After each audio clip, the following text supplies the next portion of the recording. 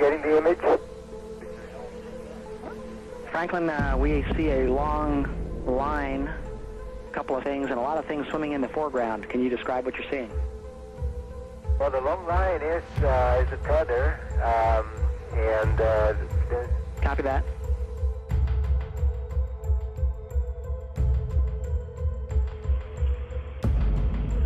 Очень историк мы знаем, что делать, да? Да.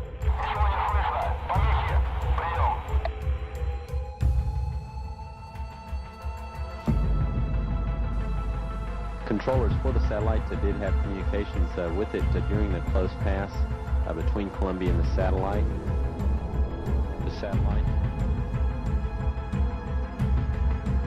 Has broken at the boom. The tether has broken and is going away from us. Get it on the TV, Corn. Please get it on the TV. The tether has broken. Copy.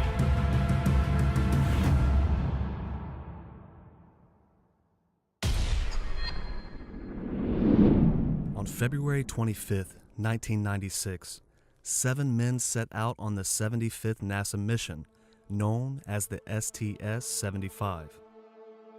The primary objective of the crew was to carry the tethered satellite system into orbit and deploy it spaceward on a conducting tether. Tethers, or EDTs, are long conducting wires which can operate on electromagnetic principles as generators by converting their kinetic energy into electrical energy. These tethers are designed to collect high-energy electrons in the Earth's ionosphere and magnetic fields. If successful, scientists believe the tethered satellites could produce a lot of electrical power and aid in man's journey deeper into space. The crew operating the Space Shuttle Columbia ran into an unexpected problem after the 12-mile-long tether began producing electricity. An energy overload between 2 to 10 times the levels that NASA scientists expected destroyed the tether cable, and it broke, separating it from the Columbia shuttle.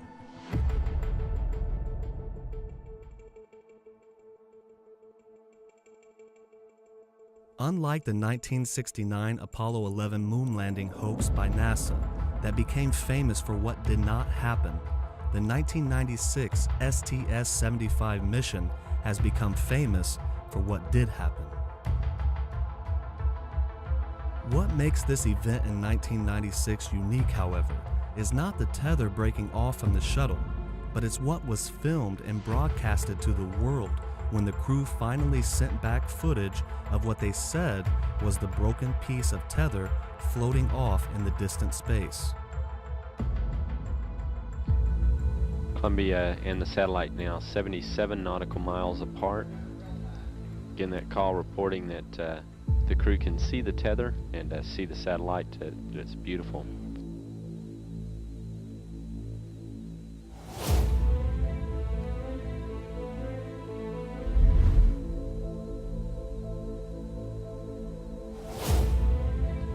This view showing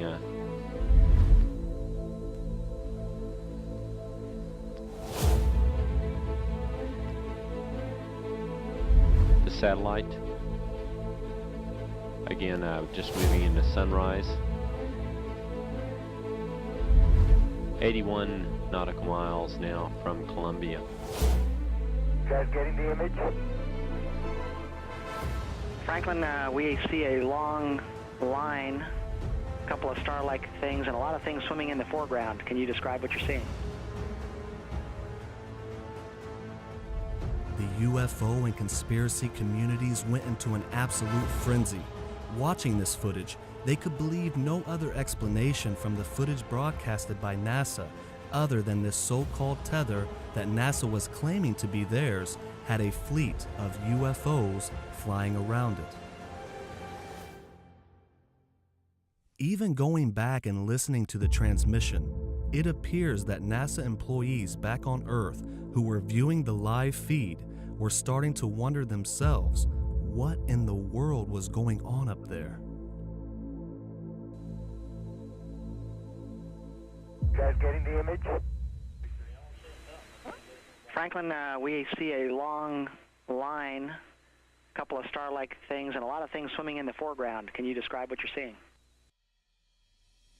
People from all over the world were spreading the word online that NASA slipped and broadcasted live video footage of a fleet of unidentified flying objects. And this was uncommon for NASA, as ufologists and those who have studied UFO cases pertaining to NASA know. NASA always cuts their live feeds if there is a strange phenomena in view.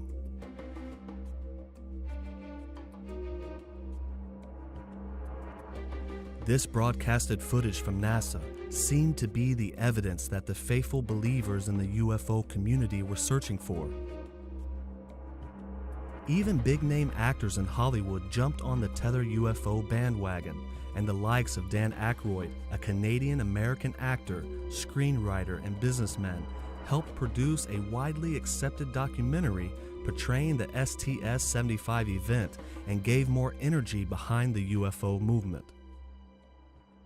Hello, I'm Dan Aykroyd. It's an honor, a privilege, and a pleasure to be able to introduce to you this film, Evidence, the Case for NASA UFOs. As the goal of the UFO movement since Roswell in 1947 has been to expose the government's knowledge of the UFO phenomenon and the existence of extraterrestrial intelligence, this may be the most compelling, shocking, and powerful case presented at the dawn of the age of the new millennium, to expose the hidden secrecy behind UFOs and the government's knowledge of them. This postulation now is not based on the anecdotes, film, video, and data previously assembled, but rather on the United States government's own NASA footage, photographed by the astronauts themselves on numerous space shuttle missions. People want to know what really happened on February 25th, 1996. What did the STS-75 astronauts see up in space that day, and why has NASA remained silent? The debate has been raging on for 21 years. The purpose of this documentary is to answer the questions circling this event. Questions about what happened on the STS-75 NASA mission in 1996 and what was really filmed that day hovering in Earth's low orbit.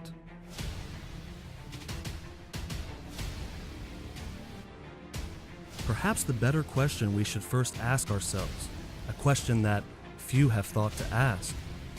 What is this large cylinder object pulsating in the middle of all these flying objects? Is it really the tether cable that broke off from the Columbian spacecraft? NASA claims that this 1996 footage is indeed a shot of the broken tether that belongs to NASA and the United States. But they also claimed that the 1969 footage of the Apollo 11 moon landing was real, so we cannot take their word as absolute truth. One can easily disprove NASA's claim by reviewing the footage they released to the public themselves. Here again is the moment the tether system broke off from the Space Shuttle Columbia and drifted into space. We see clearly that the tether system was up to 12 miles long. Notice how the cables began curling up. When we are looking at this footage, it is impossible to believe that this detached tether system is the same object as the one that is being broadcasted here. The difference between the two is clear. What explains its sudden solid and translucent appearance? Keep in mind, this object being filmed is some 90 nautical miles away. That is roughly 103 miles from the shuttle. Look at how long this object is. Look how wide it is. The object that is being filmed in the second transmission is clearly straight. It is translucent. It is glowing and pulsating with no resemblance to the tether system whatsoever. It is just impossible that the two objects are the same. What's even more mysterious is what this object actually is. It's absolutely huge. To appear this size from 90 nautical miles away leaves a lot of unanswered questions. Surprisingly enough, this has not been the focus of those trying to figure out what took place up in space that day. Instead, they have focused all of their attention on all the moving objects surrounding the supposed tether. Just what are these unknown flying objects flying around what NASA claimed to be the broken piece of tether? Imam Ahmed al-Hassan, peace be upon him, has answered this issue and settled the differences once and for all. These objects you see surrounding the so-called tether are not UFOs at all. It is merely space dust. This can easily be proven. As the video camera zooms in, the objects become larger until many resemble fuzzy discs with a hole in the center. This is what led so many around the world to believe they were UFOs.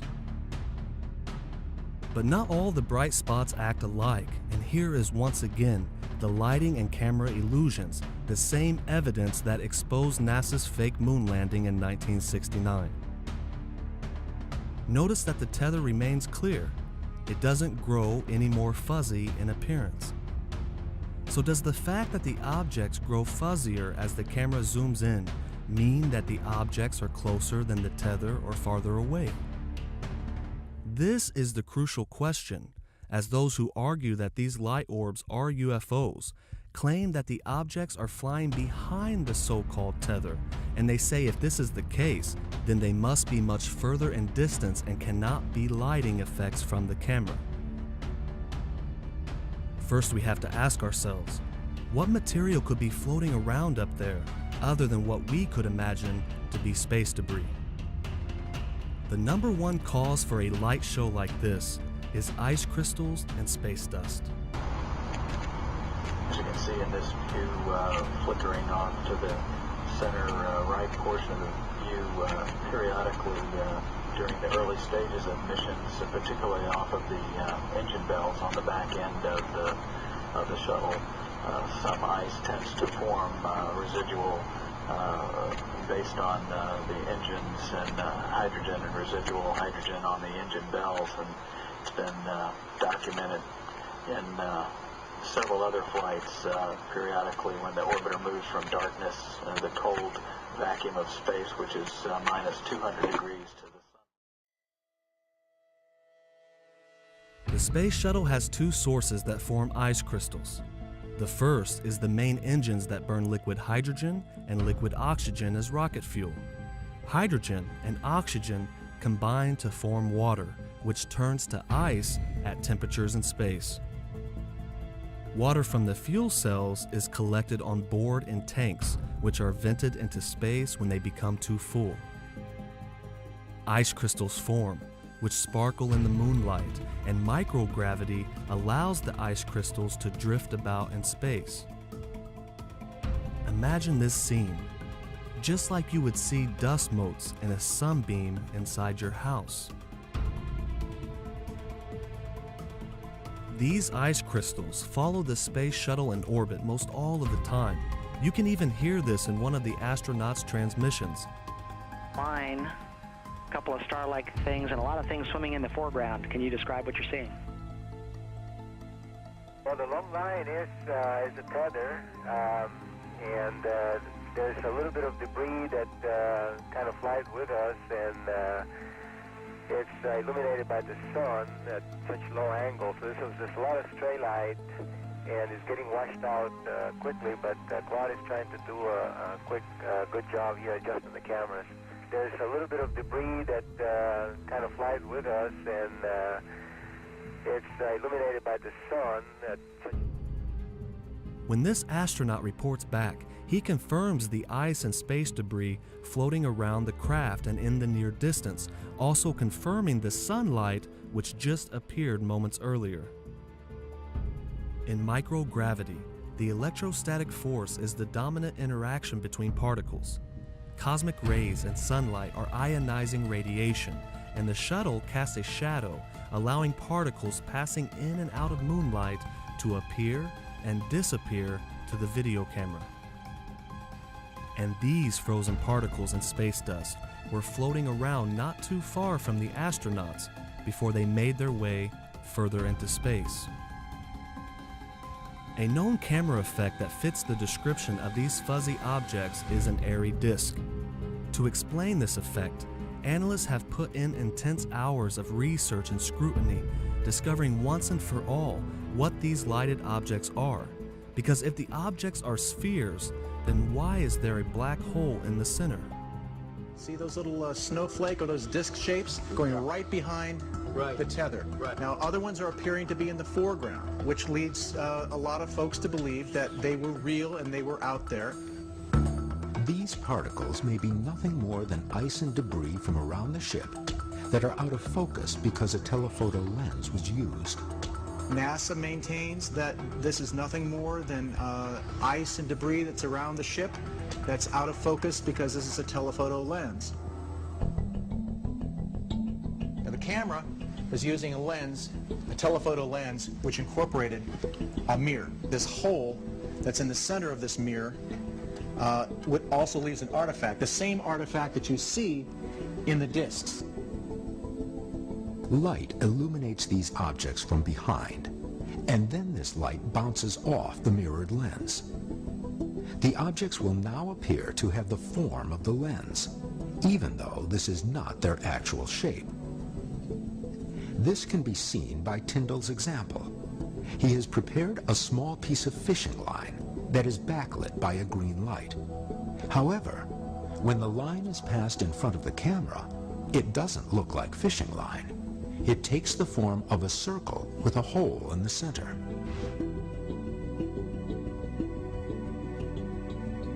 Sunlight was coming across and hitting ice crystals and backlighting them and causing them to illuminate. Any shape that's around the lens of a camera or around the optical path will impinge on those circles of confusion. But even if the object's shape can be explained, why do they appear to pass behind the tether and circle it?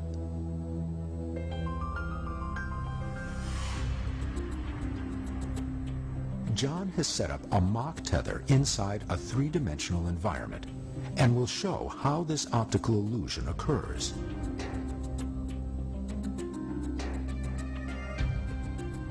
You see how overexposed the tether is at this point? Even though this is in the foreground, it gives the illusion that it's passing behind. The image on STS-75's camera is overexposed, meaning that objects appear brighter than they actually are.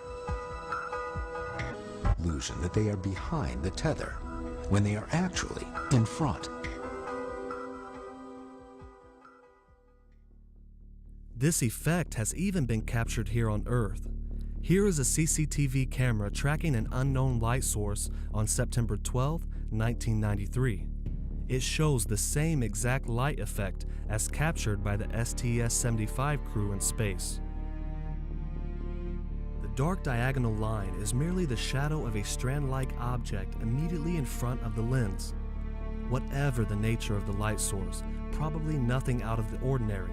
This footage is a classic demonstration of how an anomalous object can be conjured through improper use of a camera lens, and how easily they can be misconstrued as unidentified flying objects.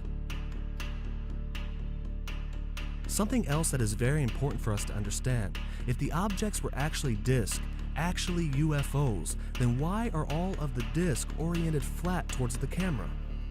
Wouldn't some of the UFOs appear at different angles? Wouldn't some of the UFOs appear with the edge of the disc facing towards the camera? The truth is clear. If the objects are simply out-of-focus sources of light in the foreground, then the blurry, translucent appearance explains itself.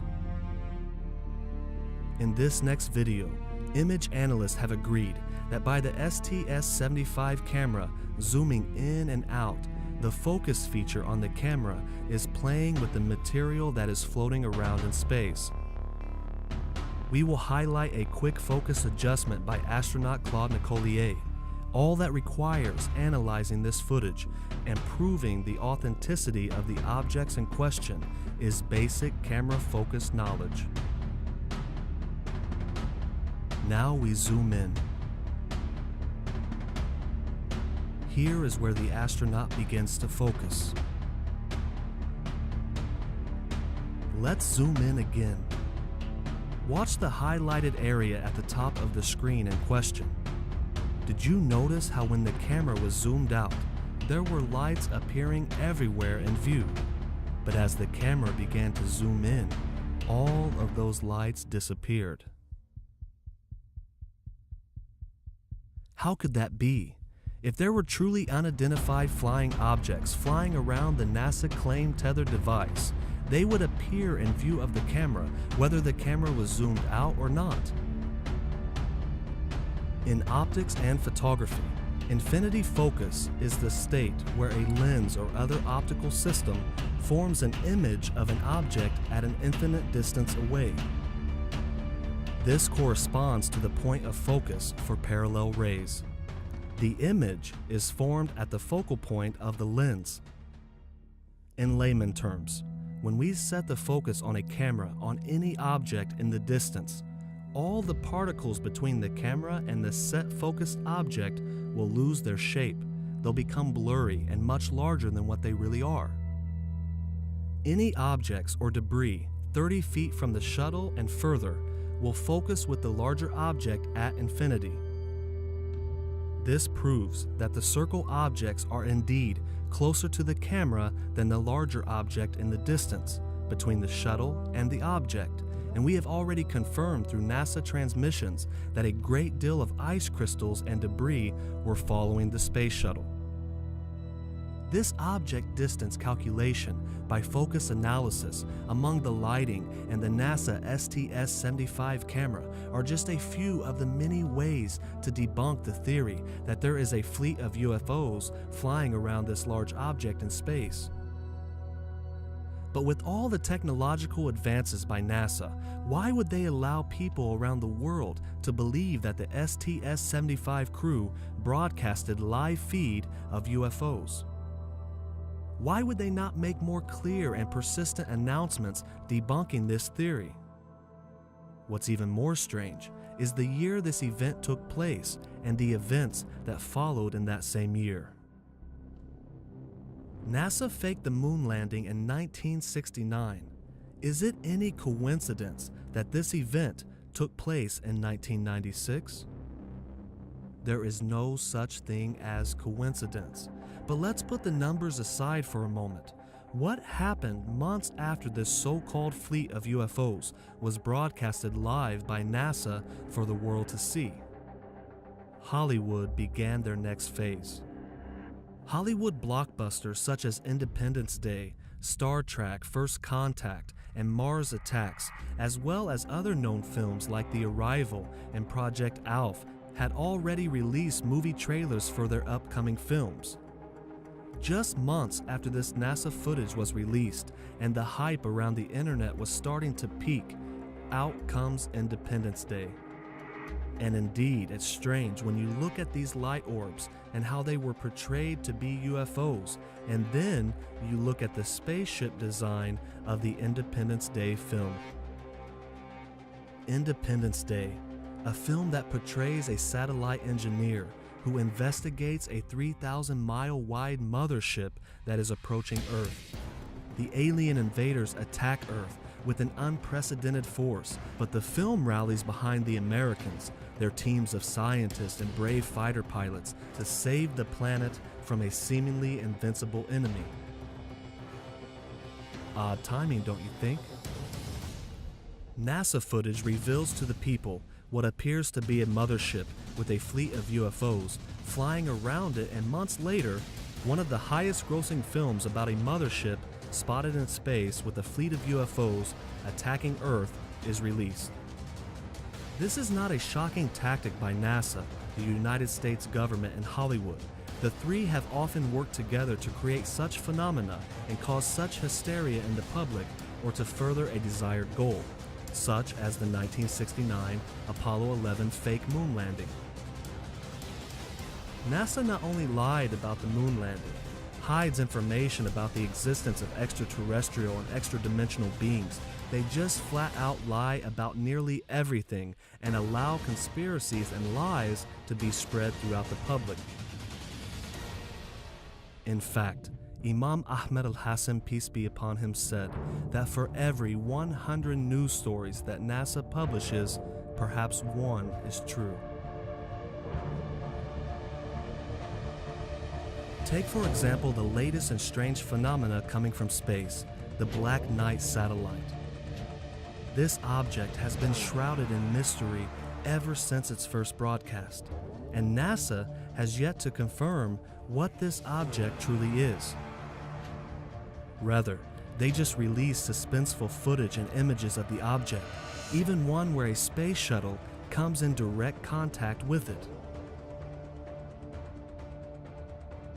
Many around the world believe it to be alien technology, perhaps surveillance equipment that is orbiting our South Pole.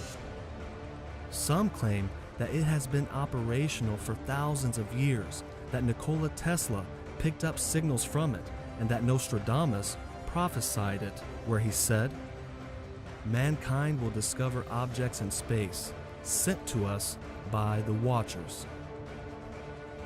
The theories and stories around this mysterious object has gained so much attention that the company Pepsi actually made a 10-minute short film / commercial regarding the Black Knight satellite.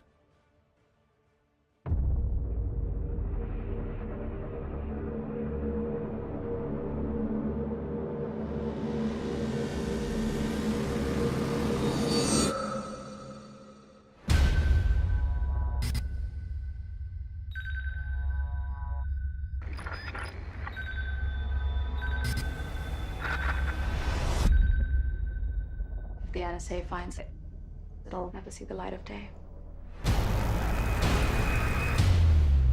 It'd only come If it were real. Is the Black Knight satellite really space technology from a more advanced extraterrestrial civilization? Imam Ahmed al-Hassan, peace be upon him, said, "No, it is faked by NASA." And glad tidings to all of you watching this film. Imam Ahmed al-Hassan, peace be upon him, has not only confirmed that the light orbs captured by NASA's live broadcast are not UFOs and nothing more than space dust, but he has confirmed in this time that the large, translucent, cigar-shaped object in question is in fact an extraterrestrial spacecraft from a civilization not from the sons of Adam, peace be upon him. And Imam Ahmed al-Hassan, peace be upon him, is divinely connected to God and the messenger sent to the people today. And we tell NASA that you can lie to the world by using your trickery and your deceptions, but you can never deceive God. You plot, and God too is plotting, and God is the best of plotters.